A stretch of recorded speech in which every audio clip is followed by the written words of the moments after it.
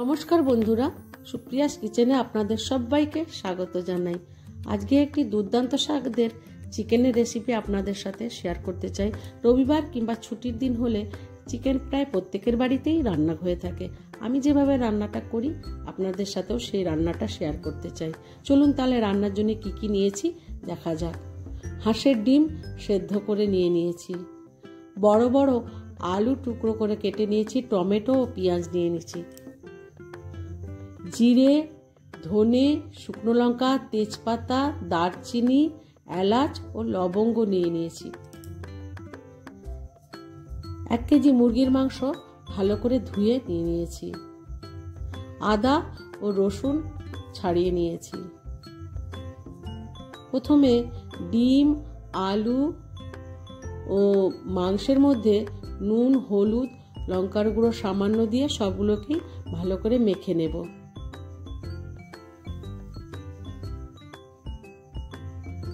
যারা নতুন বন্ধু আছেন ইউটিউব থেকে দেখছেন তারা আমার চ্যানেলটিকে সাবস্ক্রাইব করে নেবেন। ফেসবুক পেজটিকে দেখলে পেজটিকে ফলো করে নেবেন। পুরনো বন্ধুদের আমার অসংখ্য ধন্যবাদ। আমার প্রচুর পরিমাণে সর্দি লেগেছে, সেই জন্য গলার আওয়াজটা একটু চেঞ্জ হয়ে গেছে, তার জন্য কিছু মনে করবেন না বন্ধুরা।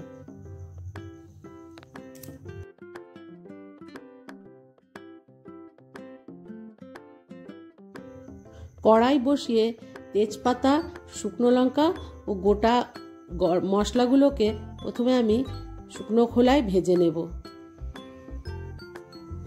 হালকা করে ভেজে নিয়ে নামিয়ে নেব, দিয়ে একটি গুঁড়ো তৈরি করে নেব। কড়াইতে পরিমাণ মতো সর্ষের তেল দিয়ে দেব। তেল গরম হয়ে আসলে প্রথমে আলুর টুকরোগুলো দিয়ে আলুগুলোকে লাল করে ভেজে তুলে নেব।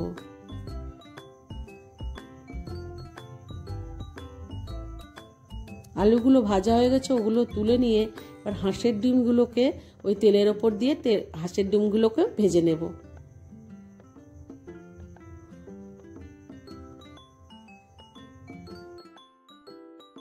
ডিম তুলে নেওয়ার পর তেলের ওপর জিরে ও তেজপাতা ফোড়ন দিয়ে দেব।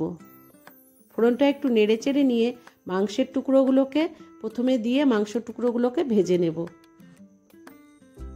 একটু নেড়ে চেড়ে নেওয়ার পর পেঁয়াজের টুকরোগুলো দিয়ে দেব, দিয়ে মাংস ও পেঁয়াজ একসাথে ভাজতে থাকবো যতক্ষণ না ভাজা হচ্ছে। দেখুন মাংস ভাজা হয়ে গেছে এবং পেঁয়াজগুলো ভাজা ভাজা হয়ে গেছে। টমেটোর টুকরো দিয়ে দেব, দিয়ে একটু খুন্তি দিয়ে নাড়তে থাকবো। আদা রসুনের পেস্ট দিয়ে দেব,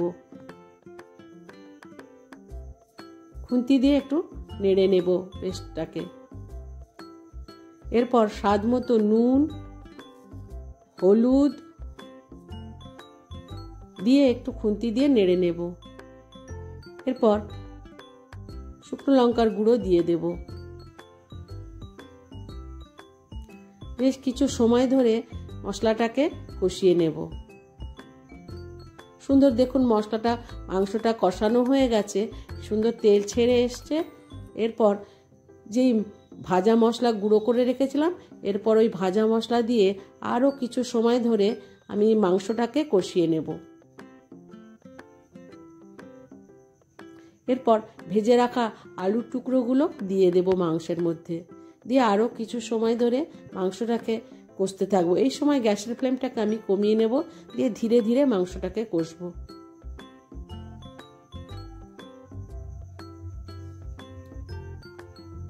মাংস থেকে সুন্দর তেল ছেড়ে এসছে এবং মাংসটাও কষানো হয়ে গেছে।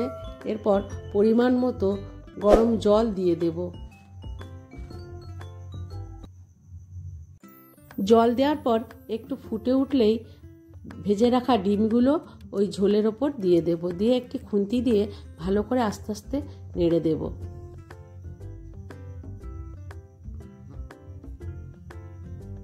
আমার রান্নাটি ভালো লাগলে একটি লাইক, শেয়ার ও কমেন্ট করতে ভুলবেন না।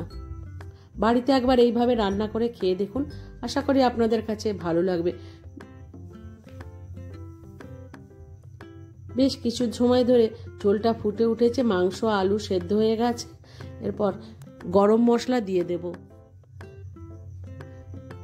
গরম মশলা দিয়ে একটি খুন্তি দিয়ে ভালো করে ওপর নিচ করে নেড়ে দিয়ে একটি ঢাকনা দিয়ে কিছু সময়ের জন্য ঢাকা দিয়ে দেবো। এই সময় গ্যাসের ফ্লেমটা আমি বন্ধ করে দেব।